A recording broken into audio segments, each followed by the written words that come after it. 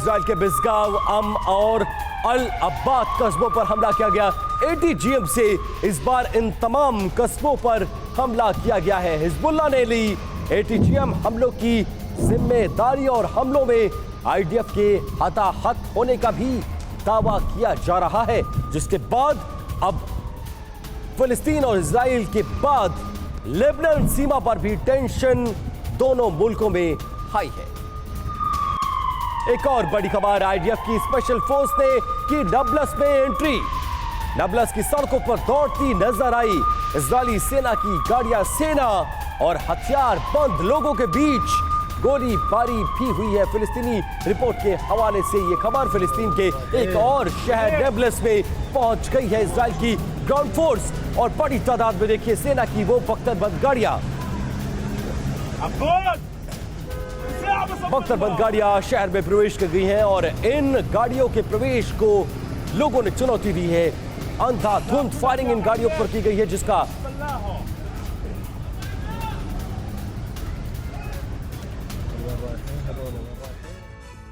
और देखिए ये तमाम तस्वीरें बता रही हैं कि टेंशन हाई है और एक एक करके फिलिस्तीन के एक एक शहरों पर आईडीएफ का कब्जा बढ़ता जा रहा है। सोई सर, इन तस्वीरों के बाद क्या लग रहा है आपको? और 17वें दिन परमिशन तो मिल गई है कि अब ग्राउंड इन्वेजन शुरू होगा और उसका असर भी नजर आने लगा। कहीं मोर्टार से हमला हो रहा है तो कहीं किसी और शहर में इजरायली फोर्स की एंट्री। कैसे देखते हैं आप? ये देखिए विपिन जी, देखा जाए तो इजराइल तो काफ़ी पहले से तैयारी करके बैठा है। लगातार air bombardment, artillery bombardment, missile के द्वारा हमले, पिन पॉइंट हमले एक सीक्वेंस के हिसाब से चल रहा है। जैसा अभी थोड़ी देर पहले आपके चैनल ने एक प्लान दिखाया था इजराइल का, वो उस प्लान के हिसाब से चल रहा है। अब ज़मीनी हमले की पूरी तैयारी हो गई है, उनके रिहर्सल हो चुके हैं, कोऑर्डिनेट हो चुका है, और वो बैरकों से निकल के सीमा के पास डिप्लॉय हो चुके हैं, और धीरे धीरे फायरिंग करके आर्टिलरी और एयरफोर्स के द्वारा हमास के जो डिफेंसेस हैं उनको ख़त्म किया जा रहा है, उनके लीडर्स को मारा जा रहा है, उनका जहाँ जहाँ बेसिस हैं, रॉकेट बेसिस हैं, उनको ख़त्म किया जा रहा है। तो एक तरफ गाज़ा पर हमले की पूरी तैयारी, ज़मीनी हमला, लेकिन कब करेंगे? हालांकि परमिशन मिल गया, ये एक बहुत बड़ा चैलेंज रहता है, क्योंकि ज़मीनी जो हमला है वो बिल्टअप एरिया में है।